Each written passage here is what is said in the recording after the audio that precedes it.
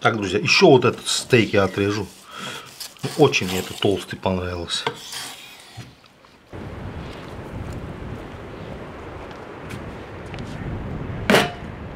Друзья, всем салам с канала Каспийский берег.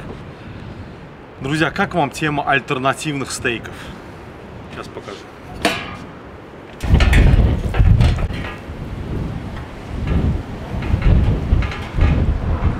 Это у нас диафрагма. Это у любого животного, включая человека. Значит, вот здесь две мышцы, которые расположены примерно вот так. И они отделяют, значит, нашу брюшную область от грудной клетки, то есть диафрагму. И вот эти мышцы используют в приготовлении стейков и называют их альтернативными стейками. Или еще называют стейк мачете. Потому что он по своей форме, посмотрите, напоминает мачете. Вот этот южноамериканский большой нож для рубки тростника. Сейчас мы его отделим от пленок и будем работать дальше.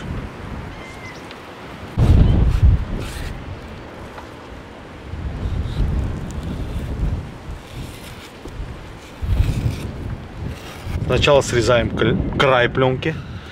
Так будет проще снимать основную пленку.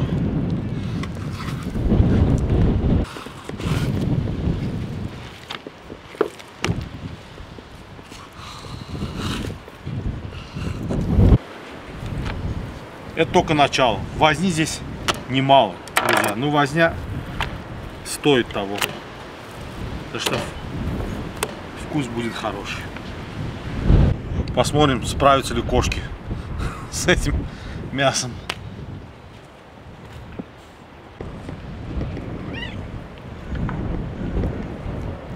Так, для удобства этот очень длинный кусок мяса мы его разрежем на две части, чтобы удобнее было работать.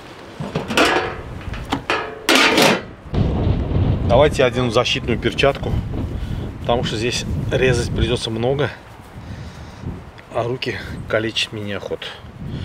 Так, поехали, друзья. Значит, вот эту пленочку мы должны всю срезать.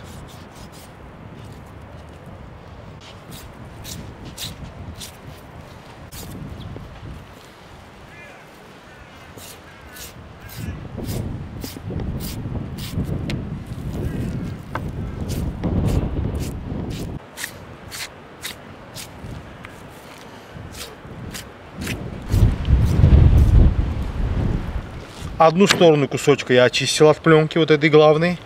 Переворачиваем и снимем теперь вот эту пленку. Где-то она даже руками может сниматься, отходить. То есть, если получится так, вообще прекрасно.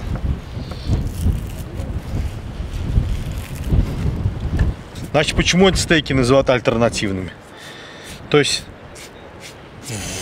в любой туше говядины, так скажем, да, то есть премиальных кусков мяса, премиальной, значит, части туши, которая идет на стейки, вот, так скажем, на самый распространенный, там, рибай, там, и так, тендерлойн и так далее. Их не так много, всего лишь там 7-10%. И вот люди придумали, что можно использовать и остальные части туши для приготовления стейков. А здесь вкус говядины очень яркий, очень выраженный. Так что, друзья, есть и плюсы. Ну, еще, конечно, огромный плюс то, что цена вот этого куска мяса. Это мясо в 3-4 раза дешевле. Так, вот кусочек готов. Довольно-таки аппетитно выглядит. Посмотрите, какой он вкусненький.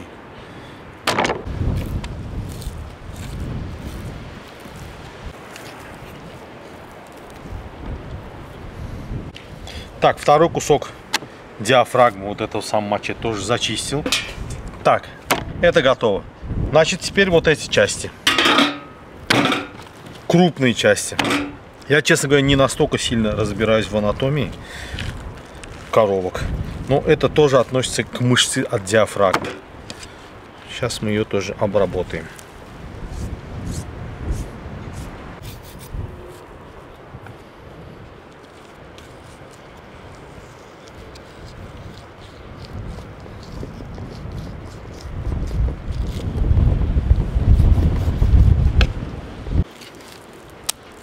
такой вот кусок, смотрите, насколько он крупноволокнистый. Очень крупные волокна. Филе миньон наоборот, то есть в вырезке наиболее мелкие волокна в туше. А здесь очень прям крупные. Вот такой кусок получился, друзья. Просто меня смущает вот эта жила посередине. Я не знаю, разделить его на две части или нет. Пока оставлю так. Может, поделю, посмотрим. И вот второй тоже готов, друзья. Какой интересный кусочек. Друзья, и вот что у нас в итоге получилось. Вот такие вот ленты. Почищенные, зачищенные. Вот их у нас сколько. Видите? О. И два вот таких крупных куска. Такие очень крупные. Один поменьше, другой побольше, но оба крупные. Сейчас мы их завакуумируем. И оставим дозревать в холодильнике на неделю. Обычно вот это называется влажное, да, дозревание. Оно бывает от недели до 2, не больше, насколько я знаю. Я думаю, неделю поддержим, будет достаточно. Вот эту ленточку первую попробуем.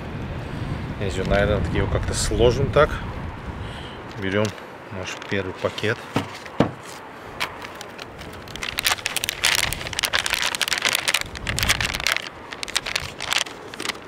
Так, вот первый пакетик такой получился. Сейчас открываем крышечку. Вставляем вот так. Закрываем.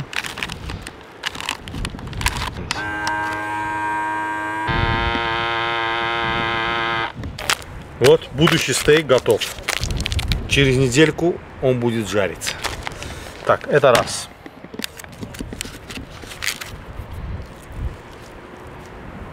Возьмем еще одну ленточку. Осы тоже хотят завакуумироваться. Но мы это им не позволим. Это второй.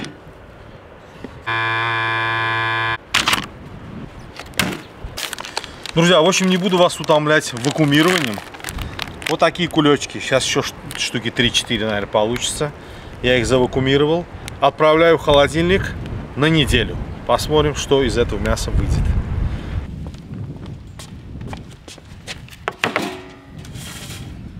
Друзья, всем салам с канала Каспийский берег. Прошла неделя. Даже не неделя, а 8 дней. Вот за 8 дней вот это мясо в пакетах полежало в холодильнике. В вакуумных пакетах. Не в морозильнике, в холодильнике. Где-то при температуре от 0 до 3. Сейчас эти пакеты мы срежем, вытащим мясо. Посмотрим, что у нас с ним получилось. А дальше посмотрим.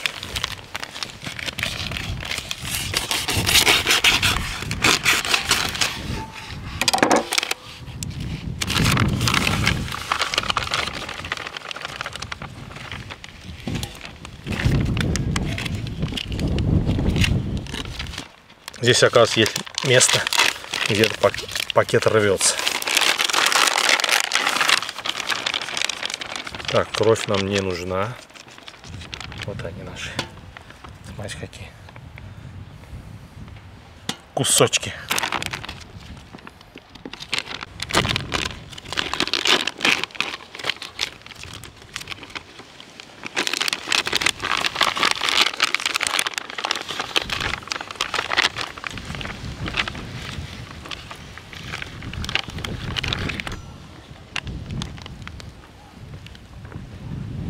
Так, сейчас мы это что делаем? Мы сейчас его хорошенько поперчим, травками посыпем. Значит, черный перец в первую очередь.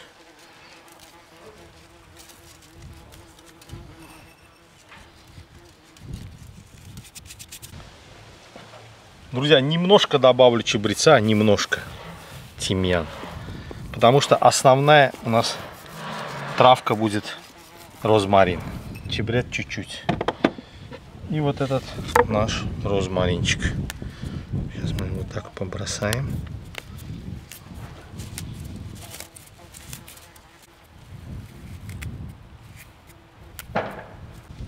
Розмарин это, наверное, ну, в принципе, тимьян тоже, это уже стейковая классика.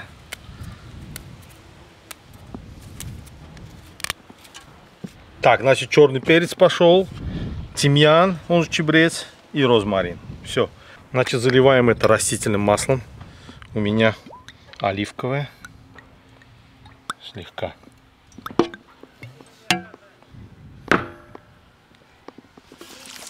Перемешиваем хорошенько.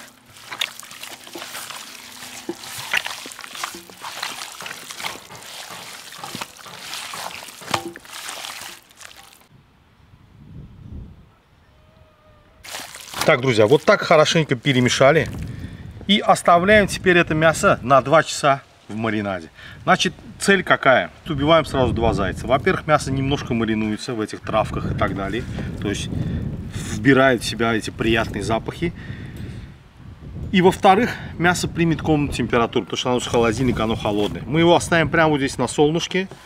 Пусть оно немножко нагреется, потому что это один из основных тоже законов для стейка. Стейк должен быть комнатной температуры, как минимум. То есть мясо должно быть немножко теплое. Вот так. Все, закрываем. Через 2 часа начнем жарить.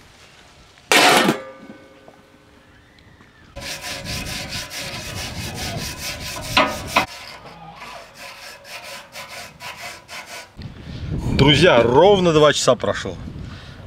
Значит, наше мясо замариновало слегка. Вот посмотрите, оно даже чуть-чуть цвет поменяло. Как будто более таким уже съедобным стало.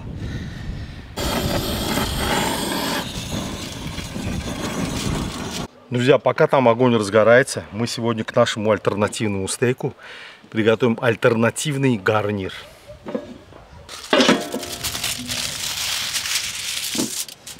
Фольга. Батат.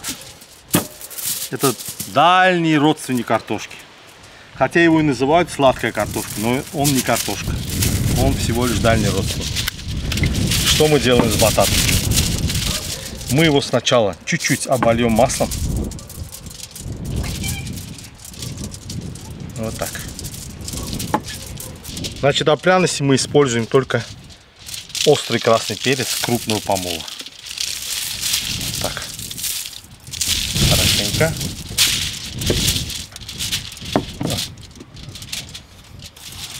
Солим. Соль не жалеем.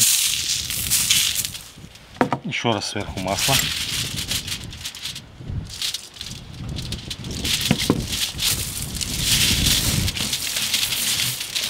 Желательно.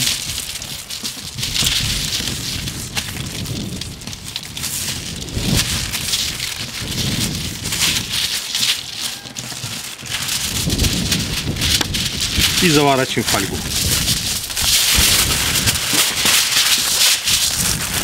У меня как съемка с фольгой, так обязательно сильный ветер. Это, по-моему, закон бутерброда, как говорится.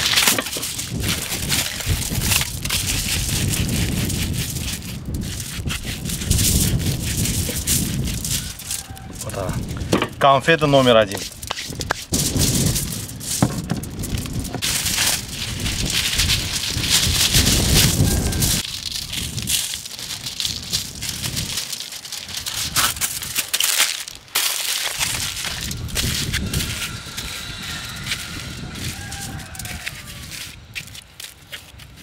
Конфета номер 2. И таких будет 4. В первую очередь, друзья, в раскаленные угли закопаем батат.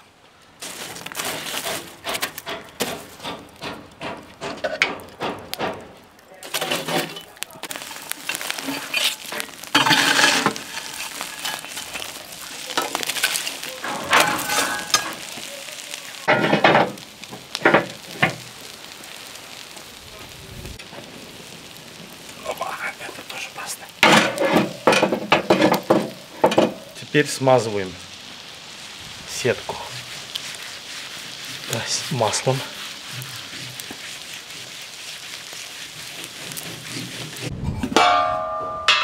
Так, посолим мясо. Оно через буквально 5-10 минут отправляется уже на угли.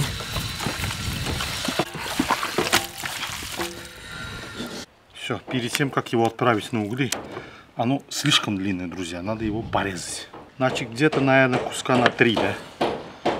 Вот так. И еще легкие надрезы на нем самом делаю, друзья. Знаете почему? Потому что здесь есть небольшая пленка. который может мясо стянуть во время жарки. Чтобы это дело не произошло, мы это вот так просто надсекаем, даже не режу, просто надсекаю. Вот такие кусочки. Так, еще посмотрим, если длинный есть. Ну, это можем на 2. Тоже надсекаем.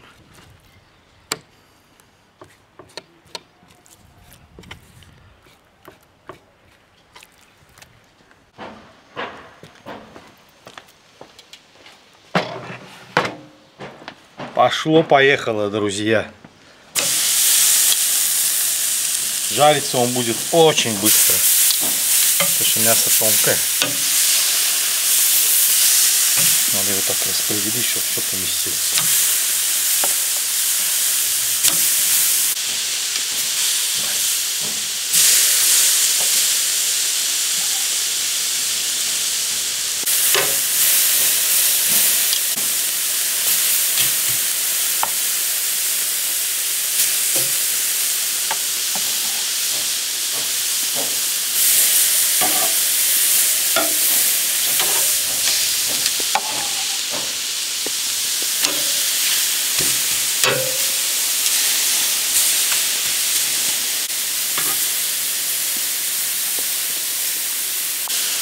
Друзья, минуты по 2-3 с каждой стороны, не больше.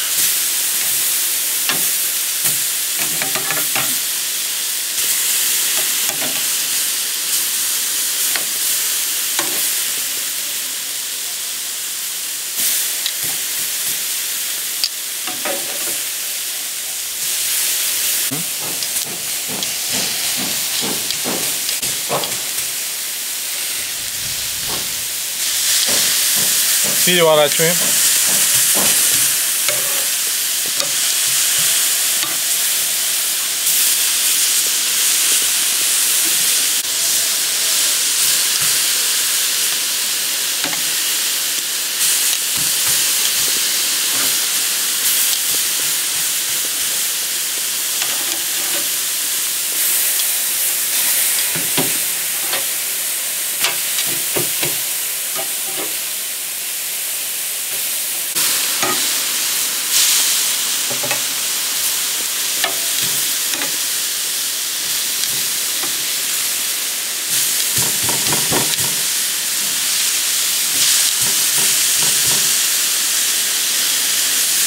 Друзья, в принципе, стейк готов.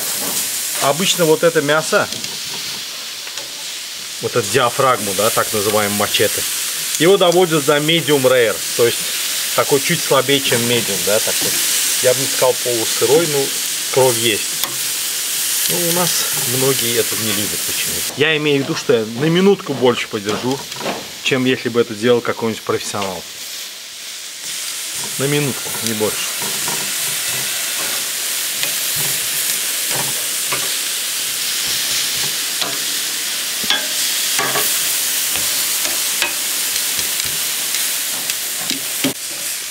Так, эти все готовы. Пересушивать ни в коем случае нельзя. Вот такие кусочки, друзья, смотрите, как они с пылу, с жару, как говорится. Вот они. Вот вам мачете.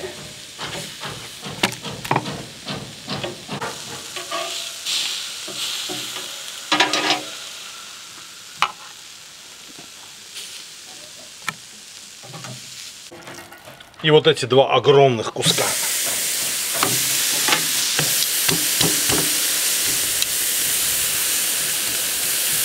Это диафрагма, по-моему, внутренняя сторона, что-то такое. Из этой же серии, только поменьше. Вот у них какая форма интересная. Но в середине вот такая огромная жила. Ее мы, конечно, есть не будем.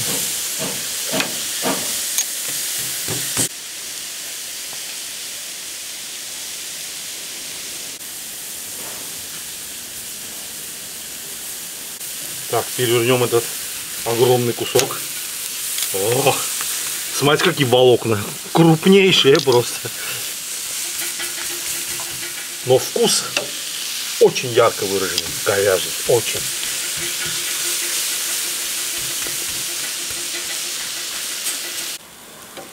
Друзья, вот эти такие толстые куски, я их положу вот сюда, а здесь температурка пониже, над бататом. Накрою крышкой, и пусть вот так минут 5-10 постоят. А это мы пойдем с вами сейчас пробовать, прямо сейчас. Вуаля! Пошли, друзья. Вот они. Смотрите, как красивые. Какой-то правильной геометрической формы все.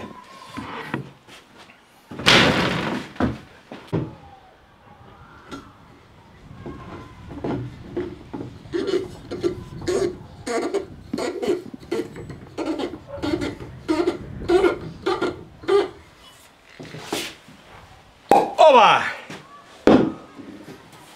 Так, возьмем вот этот кусочек, друзья. Значит, стейк. Самое главное его еще правильно нарезать. Обязательно поперек волокон.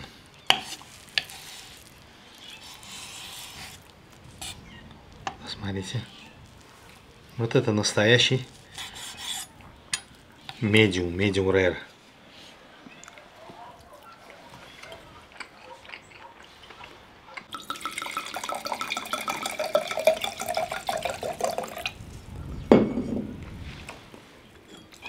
Ваше здоровье, друзья.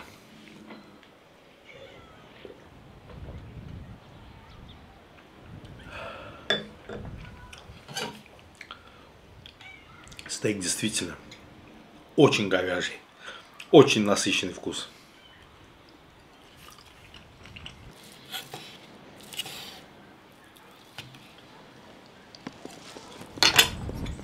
Мясо и вино, больше ничего нету. Я же ничего, даже хлеб не купил. Хочу насладиться вкусом мяса с вином, больше ничего.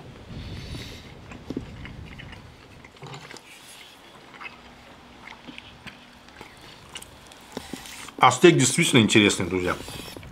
Я такой еще не ел, например. Очень приятный, средний такой по жесткости. Но вкус, как говорится, не обманули. Реально очень насыщенный.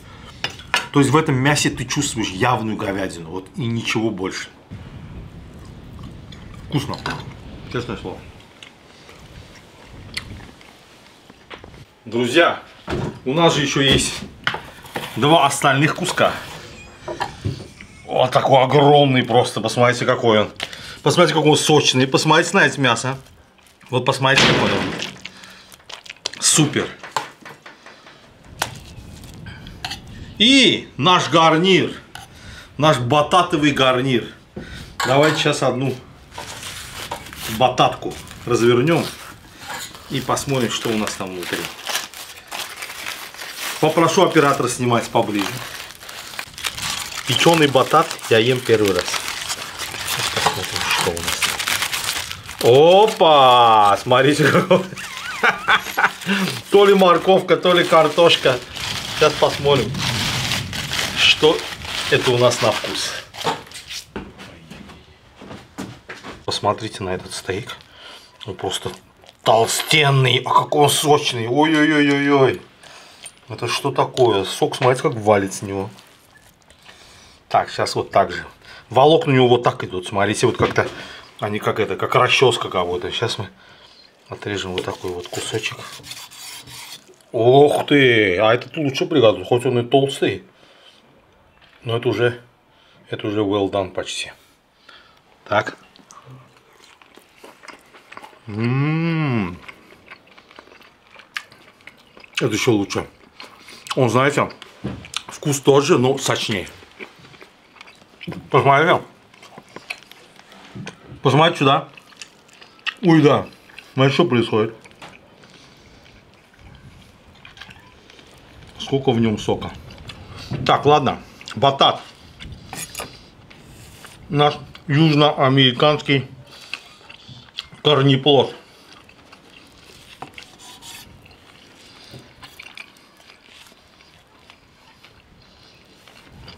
Батат я уже ел. Правда, в таком виде нет.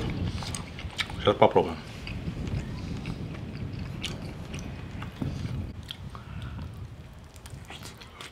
О, как угорел. Друзья, что-то среднее. Вот не пойму. Между картошкой, тыквой и морковкой. Вот что-то среднее из этих трех растений. Ну, вкусно.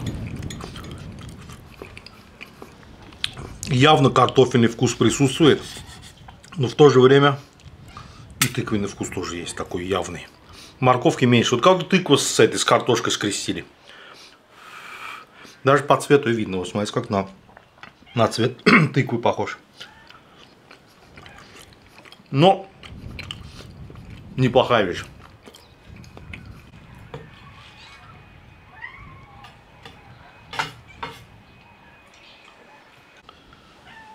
Так, друзья, еще вот этот стейк я отрежу. Очень мне этот толстый понравился.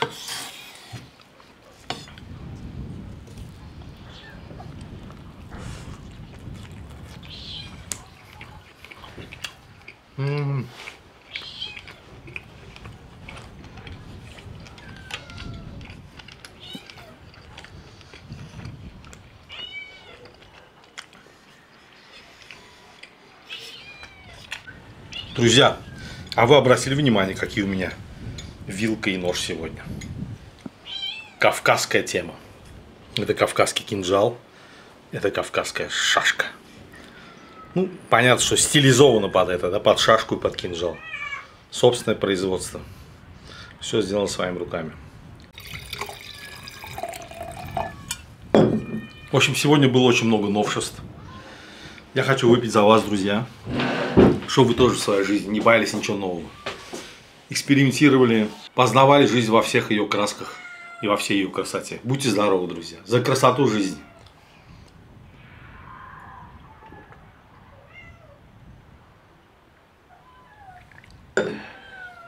Спасибо большое за просмотр. До новых встреч на нашем канале. До свидания.